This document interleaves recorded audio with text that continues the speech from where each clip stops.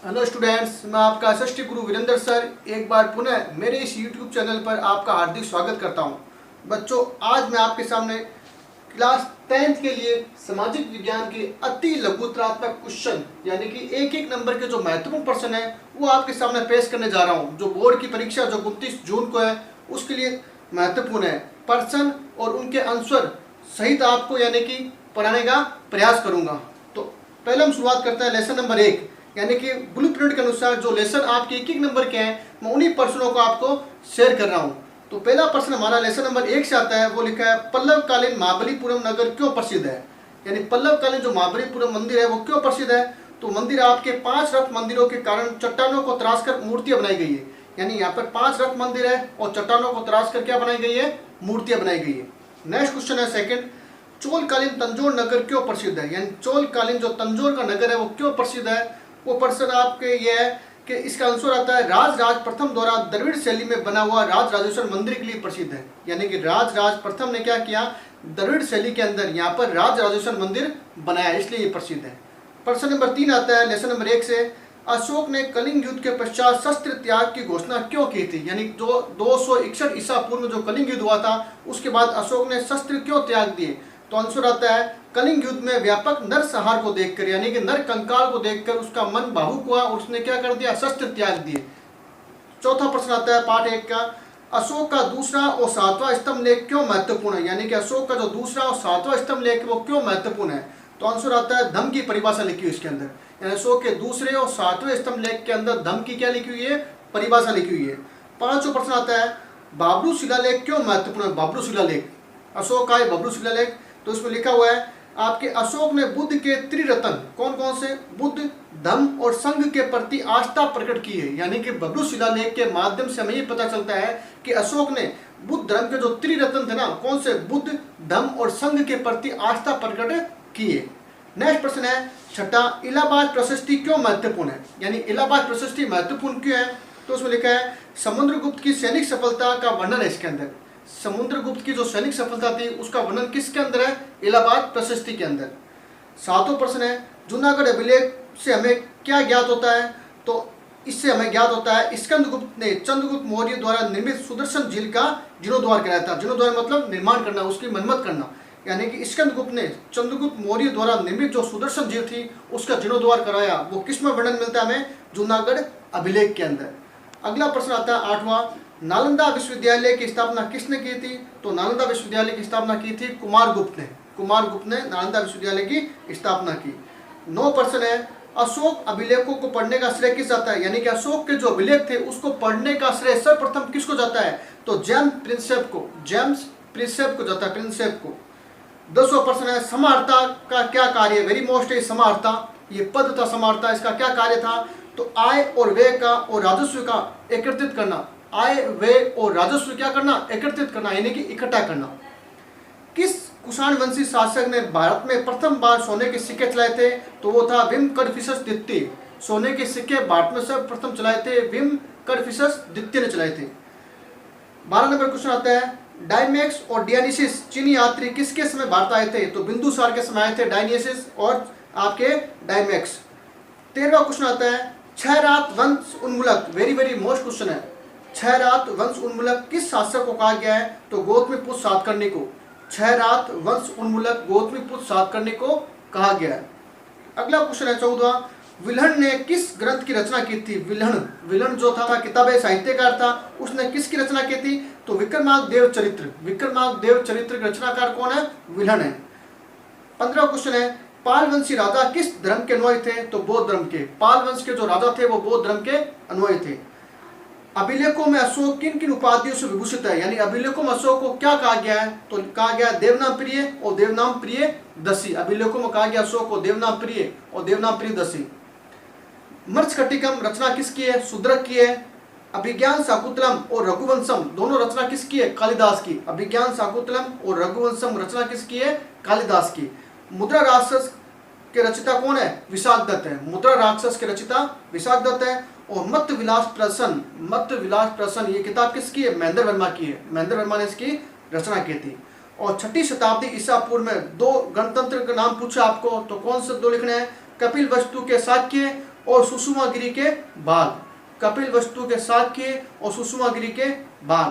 तो बच्चों ये थे हमारे लेसन नंबर 1 के अति लघुतरात्मक क्वेश्चन। अब बच्चों लेसन नंबर 2 के अति लघुतरात्मक क्वेश्चन महत्वपूर्ण। तो लेसन 2 में आपके पहला होता है वर्तमान शेरशाह द्वारा निर्मित लंबी सड़क, यानी लेसन नंबर 2 के अति लघुतरात्मक पहला क्वेश्चन आता है वर्तमान शेरशाह द्वारा निर्मित सड़क का नाम क्या है? तो नाम है ग्रांड ट्रक रोड। शेरशाह द्वारा निर्मित सड़क है ग्रांड ट्रक रोड। दूसरा क्वेश्चन, राजा पृथ्वी पर ईश्वर का प्रतिनिधि है, किसने कहा था? बलवन ने कहा था। राजा पृथ्वी पर ईश्वर का प्रतिनिधि है, किसने कहा था? बलवन ने कहा था। नेक्स्ट क्वेश्चन तीसरा आता है सवाई जयसिंह द्वारा निर्मित वेधशाला, यानी सवाई जयसिंह जी ने भारत में कौन कौन सी वेधशाला निर्मित की थी? तो 5 वेधशाला थी, जयपुर, दिल्ली, बनारस, उज्जैन और मथुरा। यानी जयपुर, दिल्ली, बनारस, उज्जैन, मथुरा, ये 5 वेधशाला थी सवाई जयसिंह द्वारा निर्मित थी। ये सबसे पहली थी जयपुर की। अगला क्वेश्चन आता है चौथा, मजलिस एक खलवंत क्या थी? मजलिस एक खलवंत दिल्ली सल्तनत ने केंद्रीय शासन संस्था थी, यानी दिल्ली के अंदर जो सल्तनत काल था उसमें केंद्रीय शासन संस्था थी, कौन सी? मजलिस एक खलवंत। पांचवा क्वेश्चन आता है दिवेर को मेवाड़ का मैराथन किसने कहा था? तो कर्नल जेम्स टोड ने कहा था। दिवेर का युद्ध हुआ था, उस दिवेर के युद्ध को मेवाड़ का मैराथन किसने कहा था? कर्नल जेम्स टोड ने। और हल्दी घाटी को क्या कहा था? मेवाड़ की थर्मोपली। हल्दी घाटी को कहा था मेवाड़ की थर्मोपली, और दिवेर के युद्ध को क्या कहा था? आपके मैराथन कहा था। ये दोनों किसने कहा था? आपके कर्नल जेम्स टोड, जो अंग्रेजी इतिहासकार था। छठा क्वेश्चन आता है विजयनगर के किस स्थल को यूनेस्को की विश्व विरासत सूची में शामिल किया गया? यानी कौन सा स्थल है जो विजयनगर का जिसको विश्व विरासत में शामिल किया है? वो है हम्पी। हम्पी को विश्व विरासत में शामिल किया है। सातवां क्वेश्चन आता है गुरु गोविंद ने खालसा पंथ की स्थापना क्यों की थी? तो सिखों को संगठने, उनकी कुरीतियां समाप्त करने और उनको नव चेतना जागृत करने के लिए। यानी कि आपके खालसा पंथ की स्थापना किसने की थी? गुरु गोविंद सिंह ने की थी। सिखों को यानी संगठित करना, यानी कि एक करना, उनकी जो कुरीतियां थी, उनकी जो कमियां थी उसको दूर करना और उनके नव चेतना जागृत करना उनका उद्देश्य था। अगला क्वेश्चन 8वां आता है अकाल तख्त का निर्माण किसने किया था?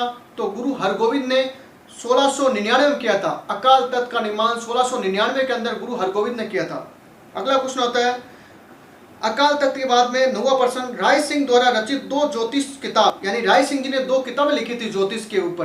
तो वो किताबें कौन सी आपकी आती है? एक आती है वेदक वंशावली और दूसरी आती है ज्योतिष रत्नमाला। वेदक वंशावली और ज्योतिष रत्नमाला ये स्वामी राय सिंह जी द्वारा रचित 2 ज्योतिष किताबें थी। अगला क्वेश्चन आता है अकबर ने जगत गुरु किसे कहा था? यानी अकबर ने जगत गुरु की उपाधि दी थी, किसे दी थी? तो वो आपके हरि विजय सूरी को। हरि विजय सूरी को जगत गुरु की उपाधि अकबर ने दी थी। अगला क्वेश्चन है अकबरनामा के लेखक का नाम क्या है? तो अबुल फजल है। अब अकबरनामा किसने लिखी थी? अबुल फजल ने लिखी थी। और 12वां क्वेश्चन है लोहा और रक्त की नीति किसने लागू की थी? बलवन ने। लोहा और रक्त की नीति, ठीक है। नेक्स्ट है 13वां क्वेश्चन पानीपत का प्रथम युद्ध 1526 में हुआ था, पानीपत का द्वितीय युद्ध 1556 में हुआ था और हल्दी घाटी युद्ध 1576 में हुआ था। ये तीनों युद्ध याद कर लेना, पानीपत का प्रथम युद्ध, पानीपत का द्वितीय युद्ध और हल्दी घाटी युद्ध कब हुआ था। उसके बाद है 14वां प्रश्न अकबर द्वारा भेजे गए दूत मंडल के नाम बताइए। यानी अकबर ने जो महाराणा प्रताप को अधीन करने के लिए जो दूत मंडल भेजे थे ना, यानी कि 4 व्यक्तियों को भेजे थे उसने, उन व्यक्तियों की ट्रिक जो है वो आपको बता दूं मैं। वो ट्रिक है आपके जम्मा भाटो, ये ट्रिक है आपके। इस ट्रिक के माध्यम से आप यानी कि अकबर द्वारा जो भेजे गए थे 4 व्यक्ति किसके पास में? महाराणा प्रताप के पास में, उनको याद करने ट्रिक है। जैसे आता है आपके क्या जमा से जलाल का, मां से मान सिंह, भा से भगवंत दास और ट से टोडरमल। जलाल का, मान सिंह, भगवंत दास और टोडरमल, इन चारों को भेजा था किसके पास में? महाराणा प्रताप के पास में, उसको अधीन करने के लिए, लेकिन उसको सफलता नहीं मिली थी। अगला हमीर देव चौहान का विश्वासघाती सैनिक कौन था? यानी कि जिसने हमीर देव चौहान के साथ विश्वासघात किया था युद्ध के दौरान, जाके मिल गया किसके पास? अलाउद्दीन खिलजी के साथ में। तो वो था रणमल और रतिपाल, 2 व्यक्ति थे। रणमल और रतिपाल किसके साथ विश्वासघात किया? हमीर देव चौहान के साथ में। 16वां प्रश्न है कोटिय जन यज्ञ किसने किया था? कोटिय जन यज्ञ करने वाला व्यक्ति था आपके हमीर देव। कोटिय जन यज्ञ किसने किया था? हमीर देव ने किया था। अगला क्वेश्चन है कैप्टन हॉकिंस व टॉमस रो किसके समय भारत आए थे? यानी हॉकिंस और टॉमस रो किसके समय भारत आए थे?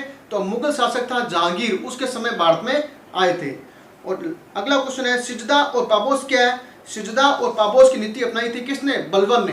यानी कि सिजदा और पापोस का मतलब होता है कि दरबार के अंदर घुटनों के बल बैठना और राजा के पैरों को मुंह से चूमना, वो था सिजदा और पापोस, बलवन की नीति थी। और राजपुताना का कर्ण किसे कहा गया है? राजपुताना का कर्ण कहा गया है राय सिंह जी को। तो बच्चों ये थे हमारे लेसन नंबर 2 के अति लघुत्तरात्मक क्वेश्चन। तो बच्चों अब हमारा लेसन नंबर 5 यानी कि अति लघुत्तरात्मक क्वेश्चन में लेसन नंबर 5 के भी ये 5 में से भी एक क्वेश्चन आता है। तो 5 लेसन है, उसमें पहला क्वेश्चन है राजनीतिक लोकतंत्र के एक अंग के रूप में लोकतांत्रिक शासन के भेद, यानी कि राजनीतिक लोकतंत्र के एक अंग के रूप में लोकतांत्रिक शासन के भेद। तो कौन से दो भेद हैं? प्रत्यक्ष और अप्रत्यक्ष। वेरी वेरी मोस्ट क्वेश्चन है ये, थोड़ा ध्यानपूर्वक सुनना है इसको। राजनीतिक लोकतंत्र के एक अंग के रूप, राजनीतिक लोकतंत्र पूछना, उसका अंग पूछना, तब तो आप क्या लिखना है? प्रत्यक्ष और अप्रत्यक्ष। अगला क्वेश्चन, लोकतांत्रिक शासन के 2 गुण बताइए। तो लोकतांत्रिक शासन के 2 गुण कौन कौन से? कार्यकुशल शासन, जनहितकारी शासन, समानता और स्वतंत्रता पर आधारित शासन। यानी लोकतांत्रिक शासन प्रणाली के आपको 2 गुण पूछे तो आपको 2 गुण लिखना अति लघुत्तरात्मक के अंदर। कार्यकुशल शासन, इसमें कार्य क्या होता है? कुशलता से होता है। और दूसरा जनहितकारी शासन। तीसरा प्रश्न, लोकतंत्र वह शासन व्यवस्था है जिसमें राज्य का अधिकांश भाग शासक होता है। ये परिभाषा किसके द्वारा दी गई है? डाइसी के द्वारा। वेरी मोस्ट है ये। लोकतंत्र वह शासन व्यवस्था है जिसमें राज्य का अधिकांश भाग शासक होता है। ये परिभाषा किसकी दी गई है? डाइसी। अगला प्रश्न आता है 4 नंबर, लोकतंत्र वह शासन है जिसमें प्रत्येक व्यक्ति का भाग होता है। नेक्स्ट क्वेश्चन की परिभाषा है लोकतंत्र वह शासन है जिसमें प्रत्येक व्यक्ति का भाग होता है। ये परिभाषा किसने दी है? सीले ने। यानी प्रत्येक व्यक्ति का भाग होता है। आपको मेन पॉइंट याद करना, प्रत्येक व्यक्ति का भाग होता है। किसने कहा है? सीले ने कहा है। अगला क्वेश्चन है 5वां, जिसमें संपूर्ण जनता स्वयं प्रत्यक्ष रूप से बिना कार्यवाहकों या प्रतिनिधियों के प्रभुसत्ता का प्रयोग करती है। तो ये परिभाषा किसने कही थी? हरनसा ने की थी परिभाषा। हरनसा ने ये परिभाषा दी है।